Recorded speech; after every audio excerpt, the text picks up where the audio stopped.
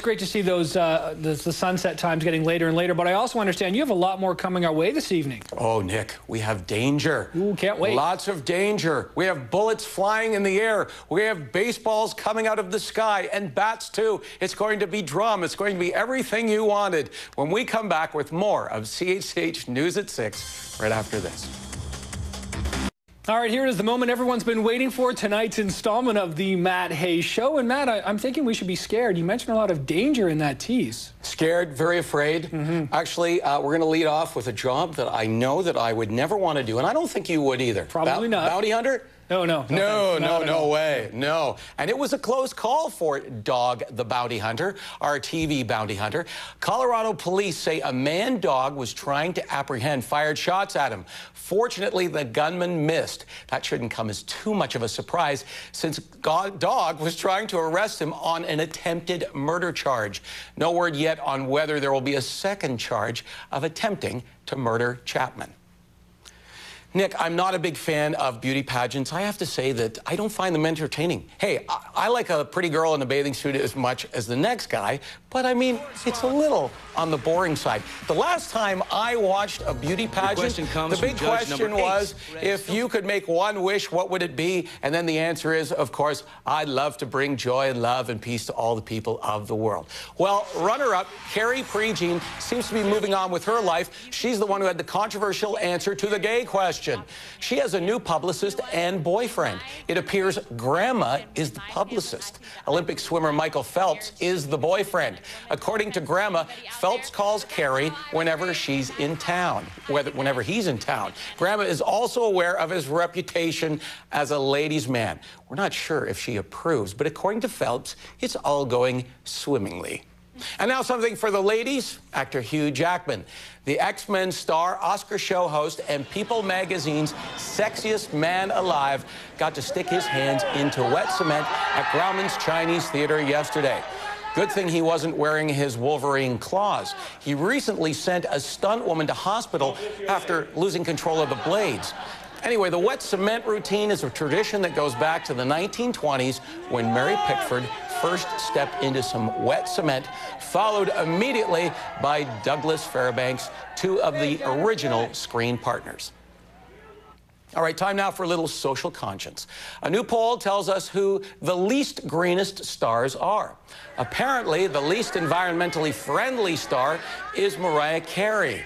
Now, she flies her personal trainer from the Caribbean to New York just to stay fit because she can't find a personal trainer to her liking in New York.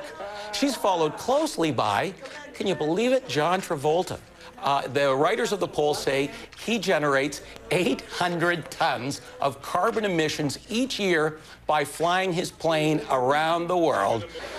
Al Gore is sighing right now. I heard that the winner, if you can call it a winner on that celebrity list, was Leonardo DiCaprio. We know he's famous for driving his hybrids and really promoting that green agenda. But Mariah Carey flying in her trainer, come on. You know who else is on the list? Who's that? A woman, has a very successful TV show, the Queen of daytime television. Oprah Winfrey. Oprah Winfrey topped the list as well. Right. So some others, I guess, have their work cut out for them. You know what they say, one person's trash is another person's fashion statement. Consider the creations on the runway at this Earth Day Trashin' Show in Reno, Nevada last night. Yay! More than 60 models strutted their stuff along the green runway. Models wore designs by local artists inspired by materials that aren't usually recycled. It was all part of an effort to raise awareness about cleaning up the environment. It's taught me something, but I'm not sure what I've learned exactly yet. But that's our Earth Day segment. And actually, there is a little bit more. And this is not a coincidence. The Disney film Earth premiered today. The film tells the incredible journey of 3 animal families crossing the planet. And who else should narrate it other than the great voice, James Earl Jones? So you know it's going to sound great. Disney says it will plant a tree for every ticket purchased between today and Sunday. Now that's environmentally conscious. All right. Well, another film that you might have heard about that will be hitting theaters May 8th.